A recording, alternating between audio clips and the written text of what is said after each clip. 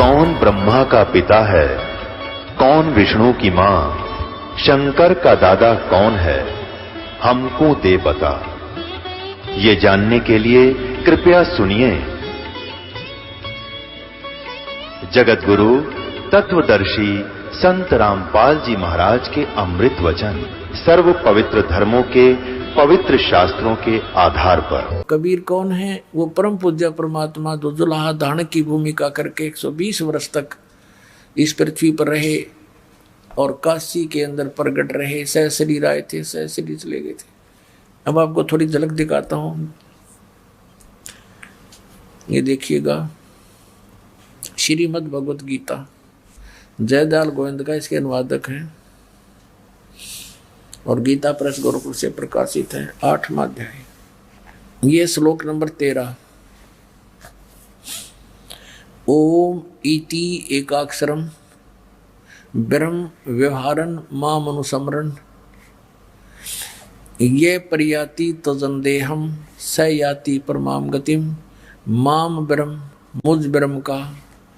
ओम इति एकाक्षरम, ओम यह एक अक्षर है माम ब्रह्म का, व्यवहारन यानी उच्चारण करके, अनुसमन समन करता हुआ, ये प्रियाति तजंदेहम जो शरीर त्याग कर जाता हुआ, इसका सेवन करता हुआ और जाता है, सयाति परमाम गतिम, वो परम गति को प्राप्त होता। कौन सी परम गति से? ओम नाम के जाप से जो लाभ होना है वो क्या है? ब्रह्म गति, वो ब्रह्मलोक प्राप्ति है। और ब्रह्मलोक में गए हुए प्राणी भी जन्म मृत्यु में रहते हैं। ये देखिएगा 8वें अध्याय का। ब्रह्मलोक में गए हुए प्राणी भी पुनर्वृत्ति में हैं। यह लिखा है कि अर्जुन ब्रह्मलोक पर्यंत यानी ब्रह्मलोक में गए हुए सब तक, ये ब्रह्मलोक तक सभी लोग पुनरावृत्ति में हैं। वहां गए, इन पुनरावृत्ति का ये शटार लगा के उन्होंने नीचे विवेचन किया है, अर्थात जिनको प्राप्त होकर पीछे संसार में आना पड़े ऐसे।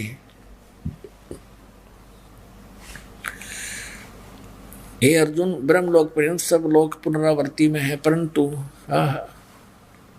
कौनते मुझको प्राप्त होकर पुनर्जन्म नहीं होता। ये अनुवाद गलत कर दिया इन्होंने, क्योंकि बुद्धि कमजोर थी। इसका अर्थ है कि अर्जुन ब्रह्मलोक तक सभी लोग पुनरावृत्ति में है, वहां गए प्राणी भी वापस आते हैं, जन्म मृत्यु में आते हैं। और नैविद्यते, विद्य माने जानना भी होता है। इस अक्षर का एक ही अर्थ नहीं होता। विद्य धातु है, विद्या जानना। जो ये नहीं जानते तो मुझे माम उपेत तू, मुझे प्राप्त होकर भी हे अर्जुन कुंती पुत्र उनका पुनर्जन्म होता है। यदि हम इसका ये इन वाला अर्थ करें तो फिर देखिएगा पुणात्मा अध्याय नंबर 4 के और श्लोक नंबर 5 और 9 में, गीता अध्याय नंबर 2 के श्लोक नंबर 12 में और अध्याय नंबर 10 के श्लोक नंबर 2 में समझ क्या कर तुम, तेरे और मेरे बहुत जन्म हो चुके, तू नहीं जानता मैं जानता हूं। तो फिर ये कहना कि मुझे प्राप्त होकर उनकी जन्म मृत्यु नहीं होती, ये अनुवाद गलत है। ये देखिएगा अध्याय नंबर 4 का और श्लोक नंबर ये 5 है, यहां से शुरू होता है। बहुनानी यहां से पढ़ेंगे। हे प्रणतम अर्जुन, मेरे और तेरे बहुत से जन्म हो चुके हैं, उन सबको तू नहीं जानता मैं जानता हूं। सीधा हो गया कि मेरे और तेरे बहुत से जन्म हो चुके हैं, इसका मतलब ये नासवान है। फिर 9 में यही 8वें अध्याय का 9वां श्लोक यहाँ पर है। अर्जुन, मेरे जन्म और कर्म दिव्य अर्थात निर्मल और अलौकिक है। दिव्य है, अलौकिक है। इस प्रकार जो मनुष्य तत्व से जानता है, जानने वाला शरीर को त्याग कर फिर जन्म को नहीं प्राप्त होता, किंतु मुझे ही प्राप्त होता है। अब यहाँ भी इन्होंने अपने हिसाब से बताया कि उनका पुनर्जन्म होता है। अब यहाँ स्पष्ट कह रहा है कि मेरे और तेरे बहुत जन्म हो चुके हैं, तू नहीं जानता। मेरे जन्म और कर्म दिव्य हैं और दूसरे अध्याय के 12वें श्लोक में ये देखिएगा, अध्याय नंबर 2 का और श्लोक नंबर 12। न तो ऐसा ही है कि मैं किसी काल में नहीं था, अथवा तू नहीं था, अथवा ये राजा लोग नहीं थे जो सेना सामने खड़ी है, और न ही ऐसा ही है कि इससे आगे हम सब नहीं रहेंगे। कहने का भाव यह है कि तू ये ना सोचे कि अर्जुन तू और मैं अभी वर्तमान में ही जन्मे हैं, हम और ये सामने सैनिक ये राजा लोग पहले भी थे। जन्म होगा, इसे सिद्ध हो गया कि गीता ज्ञान दाता की जन्म मृत्यु होती है, स्वयं स्वीकारा है। और ये दूसरे अध्याय के 17वें श्लोक में कह रहा है कि अविनाशी तो उसको जान, खुद कह रहा है गीता ज्ञान दाता, और ये ब्रह्म बोल रहा है, ये भी कंसेप्ट क्लियर हो गया। नाश रहित यानी अविनाशी तो उसको जान जिससे ये संपूर्ण जगत दृश्य वर्ग व्याप्त है, यानी जिसने सारे ब्रह्मांडों की रचना की है, और इस अविनाशी का विनाश करने में कोई भी समर्थ नहीं है। यानी गीता ज्ञान दाता से कोई अन्य है नाश रहित अविनाशी। अब हम अपने प्रसंग पर आते हैं। यह सिद्ध हो गया कि गीता का ज्ञान ये ब्रह्म दे रहा है। अब श्रीमद् भगवत गीता को हम समझेंगे। परमात्मा ने कहा गुण तीनों की भक्ति में ये भूल पड़ो संसारे, कहे कबीर निज नाम बिना कैसे उतरो पार। तीन देव की जो करते भक्ति उनकी कदे न होवे मुक्ति। इन तीनों देवों की श्री ब्रह्मा श्री विष्णु श्री शिव जी की जो भक्ति करते हैं उनकी कभी मुक्ति नहीं हो सकती। ये स्वयं नाशवान है, इनकी जन्म मृत्यु होती है। थोड़ा सा और कंसेप्ट यहाँ क्लियर कर देते हैं। पुणात्माओं, ये तत्व ज्ञान का सूर्य उदय हो रहा है। अभी तक हमने अज्ञान अंधेरे में हम भटक रहे थे। इन नकली गुरुओं ने हमारा हंडोला बना रखा था और इन्होंने एक चक्रव्यूह बनाकर हमें फंसा रखा था। कबीर परमात्मा कहते हैं नौ मन सूत उलझिया ऋषि रहे जखमार, और सतगुरु ऐसा सुलझा दे भाई उलझे ना दूजी बार। कबीर परमात्मा कपड़ा बुनते थे, जुलाई का कार्य करते थे, और 1 किलोग्राम यानी 1 सेर सूत उलझ जाते वो धागे, क्योंकि किसी कोई बुनने के लिए दे जाता था बुनने के लिए, और वो उलझ जाता तो उसको सुलझाना पड़ता था बगैर तोड़े हुए, बगैर गांठ पड़े। गांठ पड़ जाए तो धनी ले नहीं, पैसे काटे, तो उसको बिल्कुल धीरे धीरे सुलझाना पड़ता था। और 1 सेर सूत को सुलझाने में सारा दिन लग जाता उलझे हुए सूत में। और 9 मन, 1 मन में 40 किलो यानी 360 किलोग्राम सूत को सुलझाना उलझे हुए को। ओहो, तो क्या बताते हैं कि ये आध्यात्मिक तत्व ज्ञान रूपी सूत इन अज्ञानियों ने इतना उलझा दिया था जैसे 9 मन सूत को उलझा कर डाल दे उलट पुलट करके। और कहते हैं 9 मन सूत उलझिया ऋषि रहे झकमार। इन ऋषियों का समझ में आई नहीं अभी तक। और सतगुरु ऐसा सुलझा दे उलझा ना दूजी बार। अब इस दास को परमात्मा ने भेज दिया सतगुरु बना के। सतगुरु माने सच्चा ज्ञान देने वाला, तत्व ज्ञान से परिचित। कबीर परमेश्वर ने अपनी कृपा से इस दास को या दिव्य दृष्टि दे दी के सदग्रंथों को उस परमात्मा के सूक्ष्म दर्शी से, उस तत्व ज्ञान से जाना और समझा, पहचाना और आपको पहचान करा दी। अब इसमें देखिएगा ब्रह्मा विष्णु महेश की क्या स्थिति है। श्रीमद् भगवत गीता, गीता प्रेस गोरखपुर से प्रकाशित है। संपादक हनुमान प्रसाद पोदार चिमनलाल गोस्वामी। प्रकाशक एवं मुद्रक हैं गीता प्रेस गोरखपुर, गोविंद भवन कार्यालय कोलकाता का संस्थान।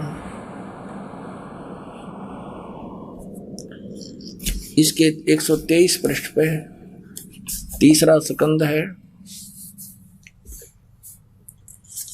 और ये अध्याय 4 चल रहा है 123 पृष्ठ पे। भगवान विष्णु अपनी माता दुर्गा की स्तुति कर रहे हैं, तुम शुद्ध स्वरूपा हो, ये सारा संसार तुम इसे उद्भासित हो रहा है, मैं ब्रह्मा और शंकर हम सभी तुम्हारी कृपा से विद्यमान है। हमारा आविर्भाव माने जन्म और तिरोभाव माने मृत्यु हुआ करता है, हमारा तो जन्म और मृत्यु होता है, केवल तुम ही नित्य हो, जगत जननी हो, प्रकृति और सनातनी देवी हो। भगवान शंकर बोले, देवी यदि महाभाग विष्णु तुम्ही से प्रकट हुए हैं तो उनके बाद उत्पन्न होने वाले ब्रह्मा भी तुम्हारे बालक हुए, फिर मैं तमोगुणी लीला करने वाला शंकर क्या तुम्हारी संतान नहीं हुआ?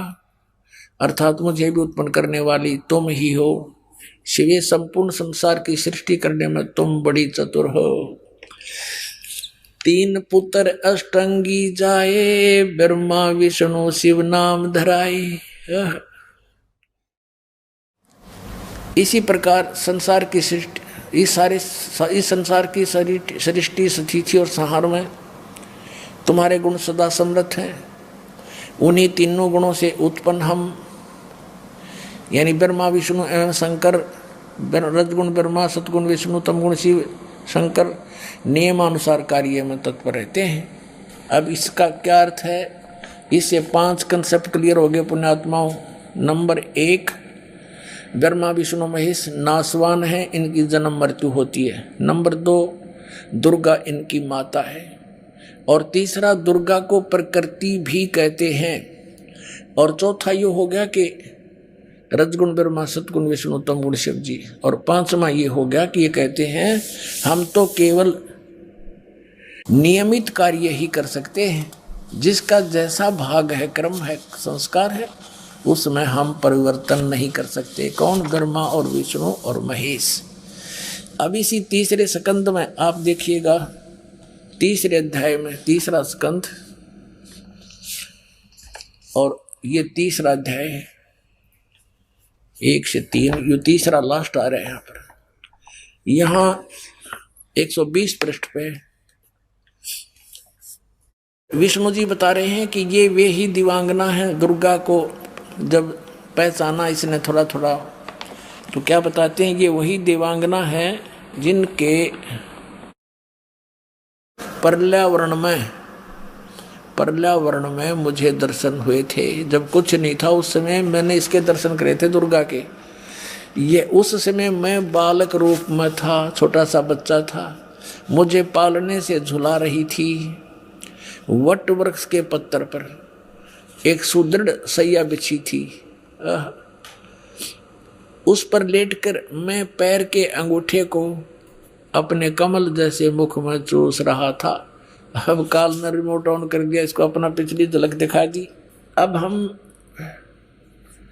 हम परमात्मा की इस वाणी को सिद्ध करते हैं। गुण तीनों की भक्ति में ये भरम पड़ो संसारे, कह कबीर निज नाम बिना तुम कैसे उतरो पार।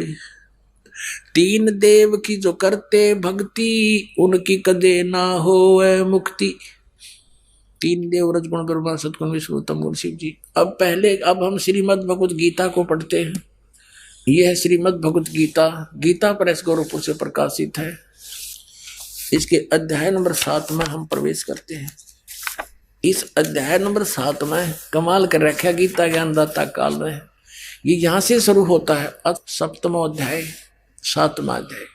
अब कहता है, पार्थ अनन्य प्रेम से मुझ में आसक्त चित्त मेरे प्राण होकर योग में लगा हुआ तू जिस प्रकार से संपूर्ण विभूति बल ऐश्वर्य गुणों से युक्त सबके आत्म रूप मुझको संशय रहित जानेगा। ये सीधा समग्र माम यानी समग्र माने पूर्ण रूप से सर्व सब भाव सब प्रकार से मुझको तू बिल्कुल संशय रहित जानेगा, ऐसा ज्ञान सुनाता हूँ। सुन, मैं तेरे लिए, अब ये दूसरा 7 में जाएगा, दूसरा श्लोक है। मैं तेरे लिए इस विज्ञान सहित तत्व यानी ज्ञान को, तत्व यानी ज्ञान को संपूर्णतः कहूँगा, जिसको जानकर संसार में फिर कुछ जानने योग्य शेष नहीं रह जाता। कैसा ज्ञान सुना दूंगा कि इसको जानने के बाद फिर कुछ भी जानना बाकी नहीं रह जाएगा। अब देखना, अब हम आते हैं अध्याय नंबर 7 के और श्लोक नंबर 12 पर।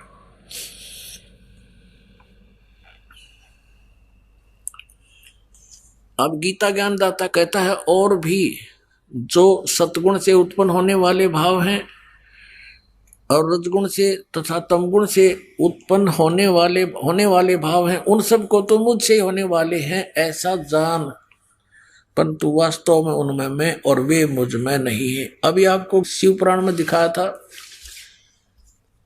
कि वहां क्या बताया है, ये देखिएगा। शिव पुराण दिखाना ही पड़ेगा एक बार फिर आपको।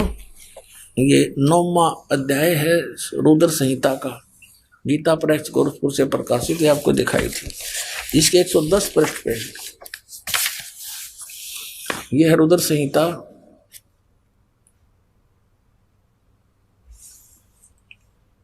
और संक्षिप्त शिव पुराण 110 पृष्ठ यहां पढ़ा था हमने। इस प्रकार ब्रह्मा विष्णु रुद्र इन 3 देवताओं में गुण है, और ये परंतु शिव ये काल रूपी ब्रह्म, जो गीता भी वही बोल रहा है, यो इनसे परे है। गुण अतीत माने इनसे परे। अब ये भी कंसेप्ट क्लियर करना पड़ेगा कि रजगुण ब्रह्मा, सतगुण विष्णु, तमगुण शिव जी है, अन्यथा ये अनाड़ी अज्ञानी ऋषि मंडलेश्वर ये गुरु फिर से आपको विचलित कर सकते हैं। ये देखिएगा, मार्कंडेय पुराण गीता प्रेस गोरखपुर से प्रकाशित है, ये यहां से प्रकाशित है। और इसके 123 पृष्ठ पर आपको ले सकते हैं, ये 123 पृष्ठ है मार्कंडेय पुराण। यहां से प्रसंग शुरू होता है। मार्कंडेय जी ज्ञान सुना रहे हैं, क्योंकि मार्कंडेय पुराण है, या मार्कंडेय जी बोले, इनका अनुभव है। मुने यहां पढ़ेंगे। इस तरह स्वयंभू परमात्मा की 3 अवस्थाएं होती हैं। रजोगुण प्रधान ब्रह्मा, तमोगुण प्रधान रुद्र और सत्व प्रधान विश्वपालक विष्णु हैं। यही 3 देवता हैं और यही 3 गुण हैं। हो गया कंसेप्ट क्लियर। ब्रह्मा विष्णु महेश कहो और चाहे तीनों गुण कहो। गुण तीनों की भक्ति में ये भूल पड़ो संसार। तीनों गुण यानी ब्रह्मा विष्णु महेश की भक्ति में भूल पड़ो संसार। और कह कबीर निज नाम बिना कैसे उतरो पार। 3 देव की जो करते भक्ति उनकी कदे ना होए मुक्ति। 600 साल पहले परमात्मा ये शब्द बोला करते थे, और आज वो हमारे सदग्रंथ इनका समर्थन कर रहे हैं, जिनको हम शिरोधार्य माना करते थे। अब देखो और कंसेप्ट क्लियर करते हैं कि रजगुण ब्रह्मा, सतगुण विष्णु, तमगुण शिव जी हैं। ये श्री देवी पुराण है। अत देवी भागवतम सभाष्टीकम सहमात्यम, खेमरा श्री कृष्ण दास प्रकाशन बम्बई 4, ये यहां से प्रकाशित है। इसके 3रे स्कंद में आते हैं। अत श्रीमद देवी भागवते भाषा टीका युक्ते 3य स्कंद प्रारंभते। इसके हम 11 पृष्ठ पर पहुंचते हैं। ये 11 पृष्ठ है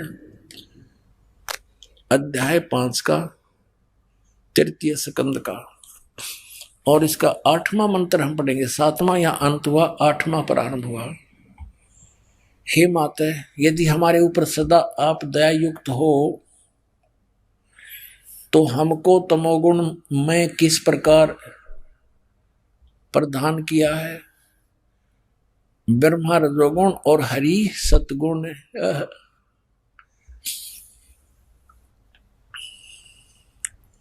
युक्त किए हैं। किस प्रकार युक्त किया हमारे को, फिर संस्कार देखेंगे। 7वां श्लोक समाप्त हुआ, 8वां प्रारंभ हुआ। यदि दयाधर्मना न सदाम्बिके कथम अहम विहित, किस प्रकार मैं बना दिया। तमोगुण। शिव भगवान कह रहे हैं, शंकर भगवान, कि मुझे तमोगुण क्यों बनाया। कमल जय, कमल से उत्पन्न होने वाले ब्रह्मा जी को रजोगुण संभाव। सुवितु सुविहित किमु सतोगुण हरि, और विष्णु जी को आपने सतोगुण क्यों बना दिया।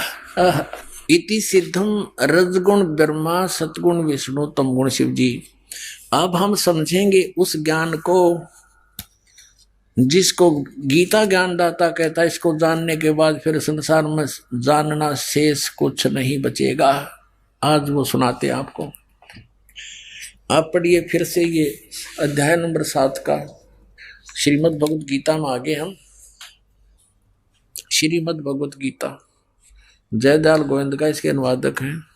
ये अध्याय 7 का और श्लोक हम फिर से वही 12 को शुरू करेंगे। अब ये आसानी से समझ में आएगा। अब 12वां श्लोक है, और भी जो सत्वगुण से उत्पन्न होने वाले भाव हैं, सत्वगुण माने विष्णु से सतिथि, और रजगुण तथा रजोगुण से तथा तमोगुण से, रजोगुण से उत्पत्ति, तमोगुण से संहार, ये होने वाले भाव हैं, उन सब को मुझ से ही होने वाले हैं ऐसा जान। क्योंकि काल को, इनके पिता को 1 लाख मानव शरीरधारी प्राणी खाने पड़ते हैं। उनके लिए इसने तीनों पुत्रों को एक एक गुण युक्त कर दिया। आप इनसे दूर रहता है, कभी किसी के सामने नहीं आता। और कहते हैं काल निरंजन सुन ठिकाना, ब्रह्मा विष्णु शिव वेद नहीं जाने।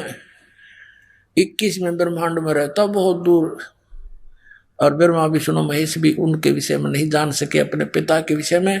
और उस परम पिता ने जो सबका पिता है, सबका बाबा है, सबका दादा है, उसने आके बताई फिर सारी हिस्ट्री सृष्टि। उन्होंने खुद रची। कबीर साहब ने अपनी रची हुई को आप ही बता सकता है। यही वेद कहते हैं कि अपनी सृष्टि को वो स्वयं ही ठीक ठीक बताने के लिए आता है, वही बताता है। अब हमने 12वां श्लोक पढ़ लिया, अब 13वां पढ़ेंगे। अध्याय नंबर 7 का गीता जी का। अब 13वां श्लोक देखिएगा। गुणों के कार्य रूप सात्विक, राजस और तामस, इन तीनों प्रकार के भावों से ये सारा संसार प्राणी समुदाय मोहित हो रहा है। इन तीनों गुणों से परे, रजगुण ब्रह्मा सतगुण विष्णु तमगुण शिव जी से परे मुझ अविनाशी को नहीं जानता। ये काल अपने आप को कह रहा है कि मुझ अविनाशी को नहीं जानता। ब्रह्मा विष्णु महेश तक सीमित है, इसका भाव ये है कहने का। अब 14वें श्लोक में क्या कहा है कि क्योंकि यह अलौकिक अर्थात अति अद्भुत त्रिगुणमयी मेरी माया बड़ी दुस्तर है। रजगुण ब्रह्मा सतगुण विष्णु तमगुण शिव जी के द्वारा बनाया गया ये इंद्रजाल कहते हैं बड़ा खतरनाक है। और जो पुरुष मुझको निरंतर भजते हैं वो इस माया को उल्लंघन कर जाते हैं। यानी ब्रह्मा विष्णु महेश से अधिक लाभ प्राप्त होता है इस काल की पूजा करने वाले, ब्रह्म की साधना करने वालों को। ये कहता है कि जो इन तीनों गुणों की भक्ति छोड़कर रजगुण ब्रह्मा सतगुण विष्णु तमगुण शिव जी की वो मेरी भक्ति करते हैं तो इनसे ज्यादा लाभ वो ब्रह्म लोक में चले जाते हैं। अब 15वें श्लोक में कमाल कर दिया। 7वें अध्याय के 15वें श्लोक को मैं कमाल कर दिया। माया के द्वारा रजगुण ब्रह्मा सतगुण विष्णु तमगुण शिव जी त्रिगुणमयी मेरी माया के द्वारा जिनका ज्ञान हरा जा चुका है, जो इन ब्रह्मा विष्णु महेश से ऊपर कुछ भी सुनने को तैयार नहीं, किस भक्ति नहीं करना चाहते, असुर स्वभाव को धारण किए हुए मनुष्यों में नीच ओए होए होए दूषित कर्म करने वाले मूढ़ लोग मुझको नहीं भजते। अब इससे ये भी सिद्ध हो गया कि ये तीनों गुण भी भजने योग्य हैं। रजगुण ब्रह्मा सतगुण विष्णु तमगुण शिव जी, इनकी भी भक्ति होती है, योग्य तो नहीं है, यानी इनकी भी कोई पूजा करता है। इसलिए कहता है काल कि ये तीनों गुणों के द्वारा जिनकी बुद्धि खराब हो चुकी है, ज्ञान हरा जा चुका है, इनसे ऊपर किसी की बात सुनने को तैयार नहीं, मरने मारने को तैयार हो जाते हैं। कहते हैं राक्षस स्वभाव को धारण किए मनुष्यों में नीच दूषित कर्म करने वाले मूर्ख ये ब्रह्म कहता है मेरी साधना भी ना करते ये पुण्यात्माओं। परमात्मा ने 600 वर्ष पहले ये ज्ञान दिया था, जो उन अज्ञानियों ने परमात्मा के साथ बड़ा विरोध करवा दिया, हमें ही मिसगाइड करके अपने पिता का शत्रु बना दिया। अब इसमें स्पष्ट कर दिया है कि श्री ब्रह्मा रजगुण, श्री विष्णु सतगुण और श्री शिव तम गुण की पूजा करने वालों को ये चार उपमा दे दी। राक्षस स्वभाव को धारण किए हुए, मनुष्यों में नीच दूषित कर्म करने वाले मूर्ख। अपने आत्माओं, हम जिन सदग्रंथों को शिरोधार्य मानते हैं, आज वही हमारी क्रियाओं को जो उन नकलियों द्वारा हमारे अंदर फीड कर दी गई थी, थोप दी गई थी, उनको बुरी बता रहे हैं। और यही परमात्मा स्वयं आकर बताया करते थे कि गुण तीनों की भक्ति में भूल पड़ो संसार, और कह कबीर निज नाम बिना तुम कैसे उतरो पार। तीन देव की जो करते भक्ति, उनकी कदे न हो मुक्ति। अब जैसे हिरण्यकशिपु ने रजगुण ब्रह्मा की उपासना भक्ति की थी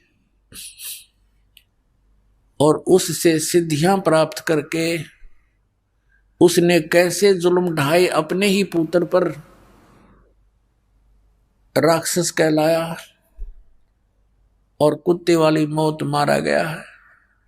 रजगुण उपासक श्री ब्रह्मा जी का उपासक हिरण्यकशिपु कहते हैं, हिरण्यकशिपु छाती तोड़वाई और ब्राह्मण बाणा कर्म कसाई। कहते हिरण्यकशिपु छाती तोड़वाई और ब्राह्मण बाणा और कर्म कसाई। ब्राह्मण माने वो तो विद्वान बताओ भगत, ब्राह्मण का अर्थ भक्त भी होता है।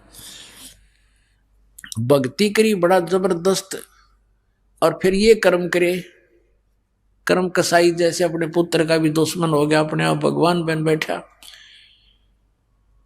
राक्षस स्वभाव को धारण किए हुए मनुष्यों में नीच दूषित कर्म करने वाले दुष्ट मूर्ख। अब हिरण्यकशिपु ने एक छोटे से मासूम बालक को मारने के लिए कितने ओछे हथकंडे अपनाए अपने ही पुत्र को। तो बताओ, राक्षस में और दुष्ट में, मूर्ख में, दूषित कर्म करने वाले में और कौन सी कसर रही। भगवान शिव तमोगुण की भक्ति करता था कौन? रावण। और कैसा जुल्म किया, सूरवीर होकर के पराई स्त्री को उठावे, इस जितना दुष्ट कर्म कोई हो ही नहीं सकता। और फिर त्रिलोक की भगवान की पत्नी, जिनको माँ की दृष्टि से देखा जाता है, उस माता को उठा लाया, सीता जी को, और उसको पत्नी बनाने की कुचेष्टा करता रहा। लेकिन वो अलग बात है, सफल नहीं हो सका, बाकी उसकी नीत गंदी थी। और ऐसी उपासना करता था भगवान शिव की, आज के तो कोई भक्ति कर नहीं सकता, ना कर सका। यहां से गर्दन काट के और अपनी बलि दे दी थी 10 बार। इतना ये भगवान वर्क डन दे देते हैं, जैसा किया वैसा ही 10 बार इसको जीवन दे दिया। लेकिन मोक्ष नहीं, कर्म के दंड का बचाव नहीं। हिरण्यकशिपु ये तमोगुण शिव की भक्ति करता था कौन? भस्मागिरी एक तपस्वी था। भगवान शिव के द्वार के सामने, उनके महल के सामने, रेजिडेंस के सामने ऊपर को पैर करके नीचे को सिर करके खड़ा हो गया। 12 वर्ष तक खड़ा रहा। तब पार्वती ने कहा कि हे भगवान, आप तो समर्थ हैं, महादेवों के देव हैं, आप क्या नहीं कर सकते? क्या मांगता आपका पुजारी? इसको फ्री करो। अब भगवान शंकर जी ने कहा, तमोगुण शंकर ने, कि मांग भाई, क्या मांगता है भस्मागिरी? भस्मागिरी ने कहा कि प्रभु वचनबद्ध हो जाओ तब मांगूंगा, वैसे नहीं। भगवान ने सोचा कि मांगते हो, एक सिद्धि और मांग लेगा। कहने लगा भी ठीक। भगवान शंकर बोले भी ठीक है, मैं वचनबद्ध हो गया। मांगो क्या मांगता, खड़ा हो गया।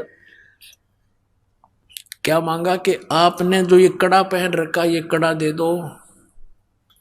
उस कड़े में क्या करामात थी, क्या विशेषता थी कि उस कड़े को किसी के सिर पे रखकर यूं कह दे भस्म, तो वो जल जाता था सामने वाला। उसमें ऐसी सिद्धि शक्ति थी। और इस बात से परिचित था कौन? शिव का पुजारी भस्मागिरी। भगवान शिव ने वचनबद्ध हो गए थे, तुरंत अपना कड़ा निकाल कर दे दिया अगले पुत्र। भगवान शिव ने सोचा जंगल में रहता है, अपनी रक्षा के लिए मांगता होगा। अब जो ही भस्मागिरी के हाथ में आ गया कड़ा, वो भस्म कड़ा, अन्य बोले ही बोले होशियार शंकर भगवान जिसकी पूजा करे था उससे का दुश्मन हो गया। और कहा कि अब तुझे मारूंगा, पार्वती को अपनी पत्नी बनाऊंगा। हा हा हा लगा इसने। भगवान शंकर ने सोचा ही तो बस सचमुच तौर बदल गया।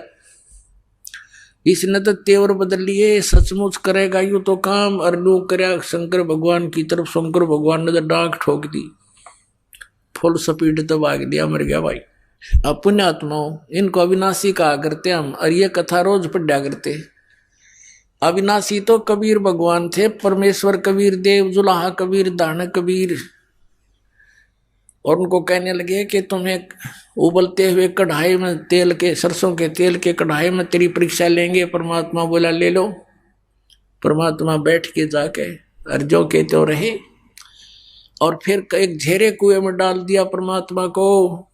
ऊपर से मिट्टी गोबर सब कुछ भर दिया, छड़े सैकड़ों फुट मिट्टी, हजारों टन मिट्टी ठोक दी। शेख्त की गया सिकंदर लोधी के पास के कहा कि तेरे उस भगवान को हमने मार डाला और झेरे कुएं में ठोक दिया है। सिकंदर लोधी कहने लगे वो तो देखो कमरे में बैठे हैं। जाकर देखा कमरे में बैठे, पसीने आगे सबका, ये तो ये बैठे हमका दबाए मिट्टी में। अविनाशी तो ये थे भाई, ये अविनाशी नहीं थे। ये आप कहने लग रहे हम अविनाशी नहीं है, हमारा जन्म मृत्यु होता है। तो ये लोक वेद सुना कर हमारे पूर्वजों का नाश कर दिया नकली संतों, ऋषियों में, ऋषियों मंडलेशों, गुरुओं ने। अब इनसे बच्चों टाइम दिया पुण्यात्माओं, पाछे गई सो जान दो, बाकी बची रख लो। कुछ नहीं गया अभी तक, असंग जन्म और होने थे, ये पीछा छूट जाएगा। अब ये तो तमोगुण शिव जी के उपासकों की कथा सुना दी कि राक्षस स्वभाव को धारण किए हुए इतना बुरा दुष्ट कौन होगा अपनी माता के ऊपर नीयत खराब कर रहा, क्योंकि गुरु यानी इष्ट की पत्नी मां के तुल्य होती है। और आगे आके भगवान शंकर जी और पीछे पीछे पुजारी, आगे भगवान, दोनों जहां स्पीड खींचे। अब भस्मागिरी ने तो ये था जब लग यो शिव जी नहीं मर लेगा इतने तो फरी नहीं हो सकता, इसको मार के सांस लूंगा। आगे आपको पता है कि फिर भगवान आए पार्वती रूप बना के, गंडहत नाच नचा के भस्मागिरी को मारा। फिर श्री शिव जी के पास जाकर के उसका दिल डांटा कि मैंने भस्मागिरी को मार दिया है। अब वो भस्मागिरी फिर भस्मासुर कहलाया, राक्षस से। ये है पुण्यात्मा गूढ़ रहस्य इन सदग्रंथों के, जो तत्वदर्शी संत के बिना इनको समझा नहीं जा सकता। तत्वदर्शी संत परमात्मा का, कबीर भगवान का कृपा पात्र होता है, उसी की बुद्धि खुल सके, ना तो यू काल खुल ना दे किसी की भी। अब आपको सुनाते हैं कि एक समय हरिद्वार के अंदर कुंभ का पर्व लगा, पर भी नहाने का समय निर्धारित हुआ। सभी ये त्रिगुण उपासक वैष्णव, ये सतोगुण विष्णु जी के उपासक संत, और भगवान शंकर तमोगुण के उपासक, ये गिरी पुरी सन्यासी, और ये नागा नाथ कनपाड़े और बिना कनपाड़े, ये सभी तमोगुण शंकर के उपासक हैं, और वैष्णु साधु विष्णु जी के उपासक हैं। ये सभी स्नान करने के समय जहां ये कुंभ का मेला लगता है, वहां अपने अपने ग्रुप में, अपने अपने समुदाय में ये एकत्रित हो जाते हैं। गिरी अपने ग्रुप में, पुरी सभी अपने ग्रुप में, और वैष्णव अपने ग्रुप में, नागा अपने ग्रुप में। फिर स्नान करने के समय ये सभी चल पड़ते हैं अपने अपने समुदाय में। सबसे पहले नागा पहुंच गए हरिद्वार में, ये पर भी लगनी थी कुंभ के मेले की, हर की पैड़ी पे। सबसे पहले नागा पहुंच गए वहां पर स्नान करने के, पोजीशन पकड़ गए, सब पैड़ियों को पर छा गए। पीछे से आगे वैष्णव, ये सतगुण विष्णु के उपासक वैष्णव साधु, इन्होंने नागाओं से कहा कि ए नागाओं, प्रथम स्नान हम करेंगे, तुम मत नहाना पहले, क्योंकि हम सर्वश्रेष्ठ हैं, हम विष्णु जी के उपासक हैं। नागा कहने लगे कि नहीं, हम सर्वश्रेष्ठ हैं, हम त्यागी और बैरागी हैं, हम नी वस्त्र रहते हैं, नी इच्छा फिरते हैं, हम सर्वश्रेष्ठ हैं, हम सबसे पहले स्नान करेंगे। अब वैष्णव साधुओं ने कहा कि तुम काहे के श्रेष्ठ हो, पशु की तरह नंगे फिरते हो, टट्टी के हाथ भी नहीं धोते, सारे शरीर पर तुम राख रमाए रहते हो, आज नहाने वाले बन गए, शरण फिरो, तुम बाहर आओ। अब इतनी बात सुनी थी, वो भगवान भी भूल गए, हर की पैड़ी याद रही नहीं, वह पर भी याद नहीं रही। आपस में लड़ मरे, कट गए, काट गए एक दूसरे को। 25,000 ये त्रिगुण उपासक आपस में लड़का मर गए, कत्लेआम हो गया, और गंगा के उस जल को लाल कर दिया रक्त से। अपना आत्मा परमात्मा ने बताया इनके बारे में, तीर तुपक तलवार कटारी, जमधड़ जोर बदावे हैं, हर पैड़ी हर हेत न जाण्या, वहां जा तेग चलावे हैं, काटे शीस नहीं दल करुणा, ये जग में साधक आवे हैं, जो जन इनके दर्शन को जावे, उनको भी नरक पठावे। परमात्मा कहते तुम इन महात्मा मानते थे, एक छोटी सी बात पर लड़ मरे नाण के ऊपर के बिजली पड़े थी, गंगा का पानी खत्म हुआ था।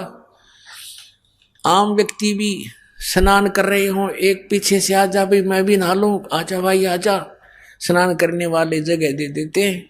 ये तो आम व्यक्ति से भी गिरे हुए इंसान, इनको महात्मा कहते हो तुम। परमात्मा ने कहा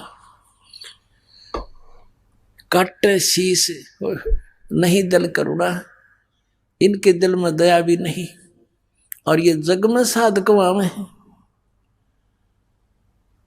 और जो जन इनके दर्शन को जावे, इन गुरु बना ले, उनको भी नरक पठावे। तो पुण्यात्मा, इस प्रकार अपने सदग्रंथों को समझना आपके लिए अति आसान हो जाएगा। गुण तीनों की भक्ति में 600 वर्ष पहले भगवान ये कथा सुना गए थे। ये पुण्यात्माओं, पहचान लो भगवान कौन है, कितना आसान है। जिन ग्रंथों को आज तक ये हमारे गुरु नहीं समझ सके, वो भगवान समझ के बता कर रख चले गए थे कि ये होता है, ये लिखा है इनके अंदर, और उस परमात्मा के पाने का मार्ग इसमें नहीं है। वेद हमारा भेद है, मैं ना वेदन के माही, जौन वेद से मैं मिलूं, ये वेद जानते नहीं। परमात्मा कबीर जी कहा करते, धर्मदास इन चारों वेदों में मेरी ही महिमा का गुणगान है, मेरे विषय जानकारी है, लेकिन मैं इन वेदों में लिखी विधि से, वर्णित विधि से मेरी प्राप्ति नहीं हो सकती। और जिस वेद से यानी जिस ज्ञान से मैं मिलूं, ये वेद जानते नहीं। वो कौन सा वेद है? वो सूक्ष्म वेद है। सूक्ष्म वेद कौन सा है? गीता जी अध्याय नंबर 4 के श्लोक नंबर 32 में गीता ज्ञानदाता कहता कि अर्जुन, जो अध्याय नंबर 4 के श्लोक 25 से लेकर 31 तक जिन साधनाओं की जानकारी की है, उनके साधक अपनी साधनाओं को इसलिए कर रहे हैं कि वो उनको पाप नाशक जानते हैं, लेकिन इस प्रकार की यथार्थ साधनाओं की जानकारी विस्तार के साथ ब्रह्मणे मुखे सच्चिदानंद घन ब्रह्म की वाणी में कहा गया है।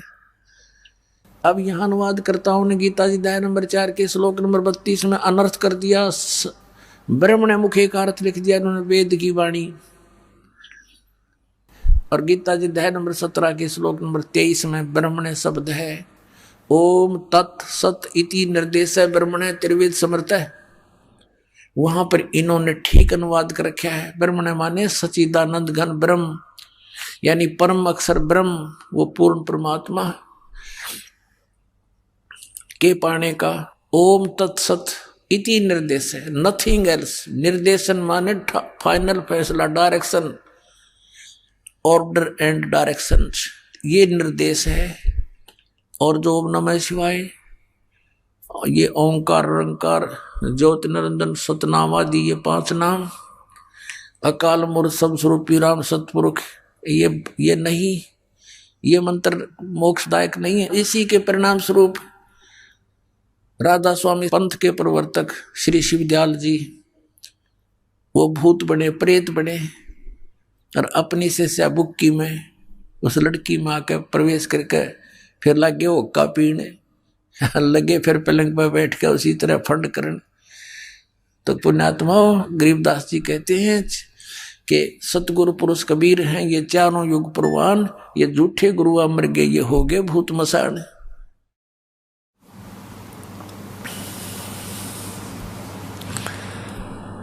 अब सच्चिदानंद घन ब्रह्म की वाणी, ब्रह्म ने माने सच्चिदानंद घन ब्रह्म होना चाहिए। तो इस चौथे अध्याय के 32वें श्लोक में इन्होंने अनर्थ कर दिया। यहां पर लिखना था ब्रह्मणे मुखे, सच्चिदानंद घन ब्रह्म के मुख से निकले उस अमृत वचनों में, अमृत वाणी में, यानी सच्चिदानंद घन ब्रह्म के मुख से उच्चरित वाणी में, कबीर वाणी में, जिसको सूक्ष्म वेद और तत्व ज्ञान कहते हैं, विस्तार के साथ कहे गए हैं। चौथे अध्याय के 34वें श्लोक में कहा कि उस तत्व ज्ञान को जो सच्चिदानंद घन ब्रह्म ने स्वयं आकर बोला है, उसको तू गीता ज्ञानदाता कहता तत्वदर्शी संतों के पास जाकर समझ, और उनको दंडवत प्रणाम करने से, कपट छोड़कर उनसे प्रसन्न करने से वो तत्वदर्शी संत तुझे उस परमात्म तत्व का फिर ज्ञान करावेंगे। इससे सिद्ध है कि गीता ज्ञानदाता भी अनभिज्ञ है उस तत्व ज्ञान से, उस परमात्मा के सूक्ष्म वेद से और उस मंत्र से। इसने संकेत अवश्य दे दिया 17वें अध्याय के 23वें श्लोक में कि ओम तत्सत इति निर्देश है ब्रह्मण त्रिविद समर्थ है, कि उस सच्चिदानंद घन ब्रह्म के पाने का ये 3 मंत्र का जाप है। एक ओम और तत्, ये गुप्त है। गीता जी अध्याय नंबर 15 के श्लोक नंबर 16-17 में 3 पुरुष हैं, 3 प्रभु हैं, सर्वपुरुष और अक्षर पुरुष। सर्वपुरुष यो 21 ब्रह्मांड का स्वामी काल ब्रह्म है, अक्षर पुरुष यो 7 संग ब्रह्मांड का स्वामी है। और 17वें श्लोक में 15वें अध्याय गीता जी में कहा कि उत्तम पुरुष है तू अन्य परमात्मा इति उदाहरते, यह लोक धर्म अविश्य विवर्ती अवैश्वर है। उत्तम पुरुष श्रेष्ठ परमात्मा तो इन दोनों से भी अन्य ही है, सर्वपुरुष और अक्षर पुरुष से। तो तीसरा कौन है? वो परम अक्षर पुरुष। गीता जी अध्याय नंबर 8 के श्लोक नंबर 1 में अर्जुन ने पूछा कि हे प्रभु, आपने 7वें अध्याय के 29वें श्लोक में जिस तत्परम की जानकारी दी है कि उसको वही व्यक्ति जो इस सारे अध्यात्म से परिचित है, उस तत्परम से परिचित है, वो व्यक्ति केवल जरा और मरण से छूटने का ही प्रयत्न करता है। तो वो किम तत्परम 7वें अध्याय के 8वें अध्याय के प्रथम मंत्र में पूछा, वो किम तत्परम, वो तत्परम क्या है? गीता ज्ञानदाता ने 8वें अध्याय के 3रे श्लोक में कहा वो परम अक्षर ब्रह्म है। एक सर ब्रह्म, एक अक्षर ब्रह्म, एक परम अक्षर ब्रह्म। एक सर्वपुरुष कहो उसको सर ब्रह्म कहो, ये 21 ब्रह्मांड का स्वामी है। अक्षर पुरुष कहो, अक्षर ब्रह्म कहो, ये केवल 7 संख्य ब्रह्मांड का स्वामी है। और परम अक्षर ब्रह्म कहो, परम अक्षर पुरुष कहो, ये असंख्य ब्रह्मांड का स्वामी ओवरऑल कंट्रोलर ये कबीर देव है, कबीर साहब है। तो यहां पर 3 पुरुष हैं 15वें अध्याय के 16 और 17 में, 3 परमात्मा सिद्ध हैं, प्रभु, पुरुष, अक्षर पुरुष, सरपुरुष और परम अक्षर पुरुष। तो 17वें अध्याय के 23वें श्लोक में संकेत दिया है कि उस परम अक्षर ब्रह्म के पाने का, सच्चिदानंद घन ब्रह्म के पाने का, परम अक्षर ब्रह्म के पाने का, ये 3 मंत्र के जाप का निर्देश है। ओम तत्सत, नथिंग एल्स। आइए अब हम उन श्रद्धालुओं के अनुभव जानते हैं जो जगत गुरु तत्वदर्शी संत रामपाल जी महाराज जी से दीक्षा प्राप्त कर चुके हैं तथा उनके द्वारा बताए गए भक्ति मार्ग पर चल रहे हैं। नमस्कार जी। नमस्कार। क्या नाम है जी आपका? भावना सोलंकी। कहाँ से हैं जी आप? मैं पुणे से आई हूँ। क्या करते हैं आप? मैं अभी स्टडी कर रही हूँ, मेरा प्लेन ग्रेजुएशन चल रहा है, बीएससी कर रही हूँ और उसके साइड बाय साइड मैं एविएशन एंड ट्रैवल मैनेजमेंट का भी कोर्स कर रही हूँ। संत रामपाल जी महाराज से कब जुड़े? संत रामपाल जी महाराज जी से हम 2006 में जुड़े हैं। संत रामपाल जी महाराज से नाम दीक्षा लेने से पहले आपका जो पारिवारिक भक्ति का माहौल क्या रहा है? क्या भक्ति साधना करते थे आप? संत रामपाल जी महाराज जी की शरण में आने से पहले मेरे दादाजी जो कि एक शिव भक्त थे, काफ़ी बड़े, और वो एक किस्म से पंडित थे जो कि मतलब सारे लोगों का झाड़ फूक करना वगैरह, तो हम भी उन्हीं को फॉलो करते थे। और कुलदेवी जी जो हमारी माता जी दुर्गा जी थी, तो हम उनकी भक्ति साधनाएं करते थे। और अन्य भी जितने देवी देवताएं हैं उनकी भक्ति साधनाएं, पूजा अर्चनाएं हम करते थे, उनके व्रत वगैरह करते थे, ये सारी चीज़ें करते थे। तो फिर जब आप साधना कर ही रहे थे तो फिर संत रामपाल जी महाराज जी की शरण में आने की क्या जरूरत आन पड़ी? वो साधनाएं हम कर रहे थे, लेकिन जब हमने संत रामपाल जी महाराज जी का सत्संग सुना तब हमें पता चला कि ये जितनी भी साधनाएं हम कर रहे हैं ये सब हम बस एक कहीं सुनी पे कर रहे हैं कि इसने बोला उसने बोला, उस आधार पे कर रहे थे। हमारे पास में कोई बेस नहीं था, कोई प्रूफ नहीं था कि जो चीज़ हम कर रहे हैं क्या उसका कोई सबूत भी है, क्या वो हमारे शास्त्रों के आधार पे है। जब हमें ये चीज़ें संत रामपाल जी महाराज जी का सत्संग सुन के हमें पता चला, जब उन्होंने अपने शास्त्र सारे खोल के बताए, क्योंकि हमारा ऐसा मानना था कि जैसे जितने धर्म है उसके अकॉर्डिंग हर कोई अलग अलग अपना, जैसे मुसलमान लोग अपना अल्लाह कह रहे हैं, हिंदू लोग अपने जितने देवी देवता हैं उनका ले रहे हैं, और जो भी जितने धर्म हैं उतने भगवान बैठे हैं, ठीक है। तो हमेशा से एक ये कन्फ्यूजन रहा है कि एग्जैक्टली वो एक कौन है जिसने हम सभी को बनाया है। तो वो एक खोज थी हमेशा से, लेकिन उसका जवाब नहीं मिल पा रहा था, उसका कोई सबूत नहीं था कि कौन है वो एग्जैक्टली, और है भी तो क्या प्रूफ है। तो वो जो प्रूफ हमें संत रामपाल जी महाराज जी की सत्संगों में मिला, उनकी सत्संग जब हमने सुनी तो उसके अंदर जो भी उन्होंने जो शास्त्र उन्होंने खोल के बताए, फिर चाहे वो कुरान हो, चाहे बाइबल हो, चाहे गुरु ग्रंथ साहिब हो, चाहे गीता हो, चाहे वेद हो, उन्होंने सारे शास्त्रों को खोल के बताया, तब जाके हमें बिलीव हुआ कि हाँ ये भक्ति हमें एक सही दिशा देगी और ये भक्ति हमें चूज करनी चाहिए। भावना जी, क्या रियली आपको लगता है कि आज तक किसी भी संत ने वो बातें नहीं बताई जो संत रामपाल जी महाराज ने बताई है? सर आप बता दीजिए कि संत रामपाल जी महाराज जी के अलावा क्या किसी और ने ये भक्ति बताई है क्या? क्योंकि आज अभी अगर हम समाज में देखें तो जितने भी संत हैं उन्होंने अपना अपना एक लिटरेचर बना के रख दिया है, उन्होंने अपनी अपनी एक बुक्स वगैरह सारा कुछ वीडियोस वगैरह प्रिंट आउट करके, ऑलरेडी कोई चीज़ किसी की ऐसी छुपी हुई तो है नहीं, सारा कुछ आज हमें नेट पे अवेलेबल है, ठीक है। और आप मीडिया वाले हैं तो आपका तो काम ही है छानबीन करना, तो आप ही निकाल के हमें बता दीजिए कि कौन सा ऐसा संत है जिसने अपने शास्त्रों को खोल कर ये बताया है कि परमात्मा साकार है, या फिर कौन सा ऐसा संत है जिसने अपने शास्त्रों में से एक भगवान को बताया। क्योंकि जितने संत हैं वो सभी लोग अपना अपना एक इष्ट लेके बैठ गए हैं, लेकिन संत रामपाल जी महाराज जी एक ऐसे संत हैं जिन्होंने एक ही परमात्मा जो कुल मालिक है, जो सभी का मालिक है, जिसने इस सृष्टि की रचना की है, उनके बारे में with fact and with authentic proof बताया है। भावना जी, काफी लंबा अरसा हो गया है आपको संत रामपाल जी महाराज जी से नाम लिए हुए। हम आपसे जानना चाहेंगे कि संत रामपाल जी महाराज जी से नाम दीक्षा लेने के बाद आपको क्या क्या लाभ मिले?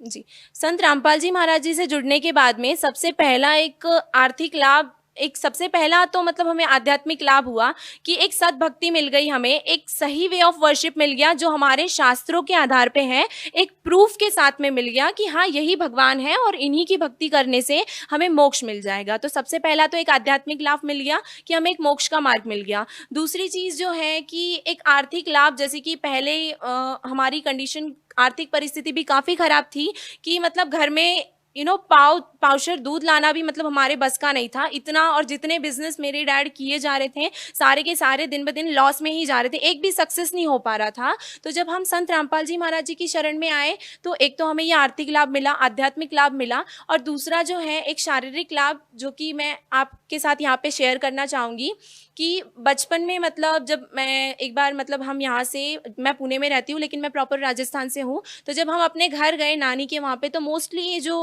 भूत प्रेत जो लोग जो होते हैं, जो हम कहते हैं ना, वो होता ही है मोस्टली गाँवों में, ठीक है। तो हम वहाँ पे गए और जैसे कि मेरी बोलने की बहुत ज़्यादा आदत है तो उस कारण से वहाँ पे कुछ लेडीज़ें बैठी हुई थी, तो उनके सामने ऐसे बहुत कुछ मैंने बोल दिया जिस कारण से उन्होंने ऐसे मुझे कैच कर लिया था। तो वो राइट फ्रॉम चाइल्डहुड मेरे साथ में आ रहा था, बचपन से ही आ रहा था। जैसे कि मेरी फिर वो मतलब रात में जब मैं सो रही होती थी तो वो आके मेरी मम्मा को परेशान करते थे कि मुझे दूध पिलाओ, ये करो, नहीं तो मैं आपकी बेटी को मार डालूंगी, ऐसा ऐसा, मतलब काफ़ी सारी चीज़ें मम्मी ने फेस की है। तो वो मतलब मेरे ऊपर आके मेरी मम्मा डैडा को भी परेशान करते थे वो सारे जो आत्माएं जो होती थी। उसके बाद में फिर मेरे मम्मी पापा मुझे कुछ ऐसे जो पंडित जो होते हैं उनके पास लेके गए, क्योंकि उस समय हम संत रामपाल जी महाराज जी की शरण में नहीं थे। तो वहाँ पे जाने के बाद में उन्होंने कुछ ऐसे झाड़ फूँक किया और कुछ धागे वगैरह बांध दिए, जिसके चलते कुछ टाइम तक मुझे आराम रहा। लेकिन फिर मेरी लाइफ में एक मोड़ ऐसा आया जब मैं 9th में थी, तब एक टाइम ऐसा आया कि वो चीज़ मतलब मुझे बहुत ज़्यादा सताने लगी। वो जो प्रेत की बाधा थी वो काफ़ी ज़्यादा सताने लगी। मतलब रात में जैसे ही 12 बजते थे हमेशा एक डोर बेल हमारा बज जाता था, जब डोर खोल के देखो तो वहाँ पे कोई नहीं मिलता था। ऐसी बहुत सी चीज़ें मैंने देखी है। उसके बाद में भी मतलब जैसे कि घर में अगर मैं बैठी हूँ तो मुझे ऐसे परछाई बिल्ली की वगैरह चलते हुए दिखाई देती थी, और जब मैं मम्मी पापा को बताती थी तो वो कहते थे कि नहीं यहाँ पे कुछ है ही नहीं। फ्रेंड्स को बताती थी तो वो भी बोलते थे कि नहीं ऐसा कुछ नहीं दिख रहा है हमें। प्लस फिर ये सारी चीज़ें मतलब, और रात में भी जैसे कि मैं अगर हॉल में सो रही हूँ तो हॉल की विंडो कोई खोलने की कोशिश कर रहा है, और जब अगर मैं बेडरूम में सो रही हूँ तो बेडरूम की खोलने की कोशिश कर रहा है। मैंने ये सारी चीज़ें आजमा के देखी, किचन में भी सो के देख लिया तो वहाँ पे भी विंडो कोई खोलने की कोशिश कर रहा है। तो ये सारी चीज़ें होने के कारण मेंटली काफ़ी ज़्यादा डिस्टर्बेंस हो गया था, जिस कारण से फिर मतलब मुझे हाई फीवर हो गया था। मतलब एक तरफ से वो टाइम ऐसा था कि बहुत ज़्यादा तेज़ मुझे बुखार हो गया था, उस कारण से कि इंजेक्शन भी नहीं लग पा रहा था। फिर एक दिन ऐसे ही मैं मतलब हमारे घर में ऐसे ही गद्दा लगा था तो मैं वहाँ पे सो रही थी, तो इतना सा जस्ट हमारा जो मेन डोर है वो खुला हुआ था हॉल का, और बाहर नीचे कुछ मेरे फ्रेंड्स हैं वो खेल रहे थे ऐसे ही। तो जैसे ही वो ब्लैक कैट थी एक, जो कि मतलब उस समय मैं जाग रही थी और मम्मा मेरे किसी काम से बाहर गए थे। तो जैसे ही मैं सो रही थी और मेरे भाई और बहन बगल वाले बेडरूम में ही कंप्यूटर पे कुछ कर रहे थे काम, और मैं सो रही थी और मेरे को बहुत हाई फीवर हो गया था। तो वो जो कैट है वो इतना सा गैप था, इतने से डोर में, ना वो डोर ज़्यादा खुला है ना कम खुला है, वो एकदम से अंदर आ गई। मैं अपनी आंखों से हर चीज़ देख पा रही हूँ लेकिन मेरी बॉडी इस तरह से हो गई थी कि मैं कोई रिएक्ट नहीं कर पा रही थी, और ऊपर ही गुरुजी का मंदिर था। तो वो ऐसे धीरे धीरे आके वो सडनली मेरे यहाँ पे चेस्ट के यहाँ पे आके वो काफ़ी ऐसे बैठ गई थी, और उसने मेरे गले के यहाँ पे मतलब ऐसे नाखून तक दबा दिया था। मतलब इन शॉर्टली मतलब मैं उस टाइम जाग रही थी, अगर मैं चाहती तो मैं सब कुछ कर सकती, लेकिन मेरी बॉडी इस तरह से पैरालाइज हो गई थी, मतलब एक टाइप से सुन्न पड़ गई थी कि मैं। भावना जी, ये जो आपके साथ हैपनिंग हो रही थी, जिस तरह से आप बता रहे हैं कि भूत प्रेत की एक ऐसी समस्या थी आपके साथ, चाहते हुए भी आप एक नॉर्मल जिंदगी नहीं जी पा रहे थे, तो जो ये सारी समस्याएं हैं वो कैसे ठीक हुई? हाँ, तो ये फिर संत रामपाल जी महाराज जी की शरण में हम थे उस समय। तो फिर जब ये सारी चीज़ें हुई तो घर पे फिर मेरे पापा मम्मी जब आए तो उनसे ये सारा फिर इंसिडेंट शेयर किया। मम्मी ने पापा को बताया कि ऐसा ऐसा हुआ आज, ये वो सब कुछ उनको बताया कि आज ऐसा ऐसा हो गया, अगर मैं राइट टाइम पे नहीं आई होती तो पता नहीं क्या हो जाता। तो फिर डैड ने मेरे डिसाइड किया कि हम गुरुजी को प्रार्थना लगवाएंगे। तो जैसे ही हमने संत रामपाल जी महाराज जी को फ़ोन किया तो संत रामपाल जी महाराज जी ने बस इतना कहा कि बेटा सब ठीक हो जाएगा, परमात्मा की भक्ति करो, विश्वास रखो, और अगर अगर भूतों से डर जाओगे तो सतलोक कैसे जाएंगे हम। और उस दिन के बाद से पता नहीं मतलब मैं किस तरह से, जहाँ पे मतलब मेरा माइंड टोटली वर्क करना बंद हो गया था, आज दिन तक मैं कैट्स ऐसे देखते ही मैं ऐसे कांपने लग जाती थी, मुझे इतना डर बैठ गया था। आज दिन तक कभी मेरे सामने ऐसा कोई किस्सा नहीं आया है, ना ही कोई ऐसी चीज़ मैंने वापस देखी है।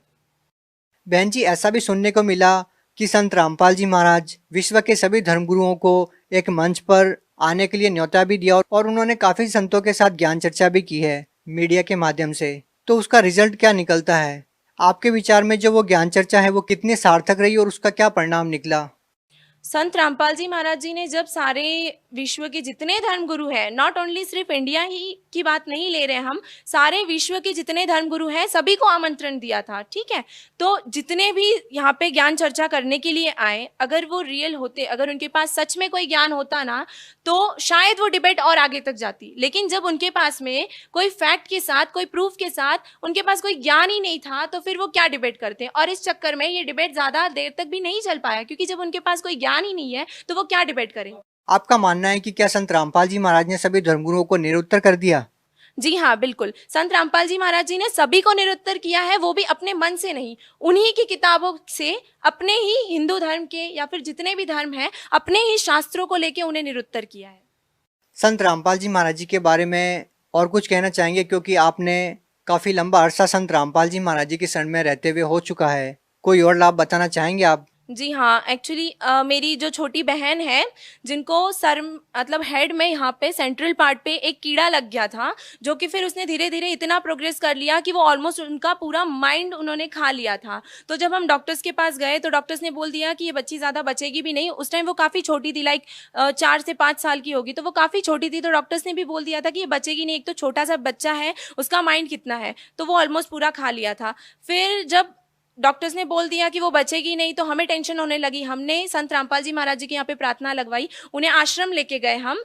तो आश्रम लेके जाने के बाद गुरुजी ने उनको आशीर्वाद दिया और उन्हें एक चरणामृत का बॉटल दिया और प्रसाद दिया, और गुरुजी ने बोला कि बेटा भक्ति करो, परमात्मा सब ठीक कर देगा। तो फिर जब हम हॉस्पिटल गए तो उनसे गुरुजी ने बोला कि साइड बाय साइड आप ट्रीटमेंट भी चालू रहने दो। तो हमने उनका ट्रीटमेंट चालू रहने दिया। तो कुछ ही महीनों में या फिर 1-2 महीने में वो पूरा क्योर हो गया। उसके बाद में क्योर हो गया तो डॉक्टर भी शॉक रह गया कि ये ऐसे कैसे हो गया, सेम डॉक्टर वो शॉक हो गया। फिर उसके बाद में डॉक्टर ने बोला कि ठीक है, ठीक तो हो गए हो, लेकिन इनको बाल नहीं आ पाएंगे, बिकॉज ये जो हैंड पे जो अपना स्किन होता है ना, एग्जैक्टली ऐसा स्किन उसके सर में बन गया था। तो डॉक्टर्स ने बोला कि हेयर्स का आना पॉसिबल ही नहीं है। फिर हमने गुरुजी को प्रार्थना लगवाई कि गुरुजी डॉक्टर्स ऐसा ऐसा बोल रहे हैं। तो गुरुजी ने बोला कि कैसे नहीं आएंगे, जब परमात्मा साथ है तो फिर आप क्यों डर रहे हो। और आज अगर आप उनके हेयर्स देखोगे ना, उनके हेयर्स घुटनों तक गिरते हैं। इतने लंबे बाल मेरे घर में किसी के नहीं है। बहन जी, आपसे एक और बात जानना चाहेंगे कि आध्यात्मिक लेवल पर जब हम संत रामपाल जी महाराज जी के बारे में जानते हैं तो लाखों लोग सामने निकल कर आते हैं कि उनका शारीरिक, मानसिक, आर्थिक किस तरह से उनको लाभ मिला है। यही हम बात करें उनके सामाजिक उत्थान के बारे में, तो हम आपसे जानना चाहेंगे कि संत रामपाल जी महाराज का सामाजिक उत्थान में क्या योगदान रहा है। संत रामपाल जी महाराज जी के सामाजिक उत्थान के बारे में अगर बात करें तो सबसे पहले तो मैं उनका बहुत बड़ा धन्यवाद करना चाहूँगी कि उन्होंने ये जो दहेज प्रथा के लिए जो रूल निकाला है या फिर ये जो मुहिम निकाली है कि दहेज ना लेना है ना देना है, इसके लिए मैं बहुत ही ज़्यादा आभार प्रकट करना चाहूँगी। क्योंकि इस मुहिम के कारण आज लाखों बच्चे, लाखों बेटियाँ सुख से रह पा रही है, या फिर उनके पिता सुख से हैं, उनके माता पिता सुख से हैं। क्योंकि आज समाज में अगर दहेज के लिए देखा जाए तो लाखों लोग इस दहेज की नाम की इस प्रथा से पीड़ित है। क्योंकि हर दूसरे घर में एक बेटी है जिसकी शादी उनके माँ बाप को करनी पड़ती है, और उसके साथ आज के इस समाज के इस दौर के हिसाब से बहुत बड़ी मात्रा में उन्हें दहेज इकट्ठा करना पड़ता है, जिसके कारण बहुत से बाप आज परेशान हैं। दूसरी चीज़ें ये हैं कि जो नशा मुक्ति का ये भी जो एक मुहिम संत रामपाल जी महाराज जी ने चलाई है, बहुत अच्छी, इसके लिए भी एक बहुत बड़ा थैंक्स उन्हें देना चाहती हूँ। क्योंकि आज के समाज में देखोगे ना तो हर दूसरा इंसान नशा कर रहा है, नशे का शिकार बन रहा है। हर दूसरा इंसान, किसी को कोई स्ट्रेस आ गया तो वो इंसान नशा कर रहा है। लेकिन संत रामपाल जी महाराज जी की शरण में आकर ये जो नशा मुक्ति की जो मुहिम है, ये काफी ज्यादा लाभदायक है। धन्यवाद। धन्यवाद।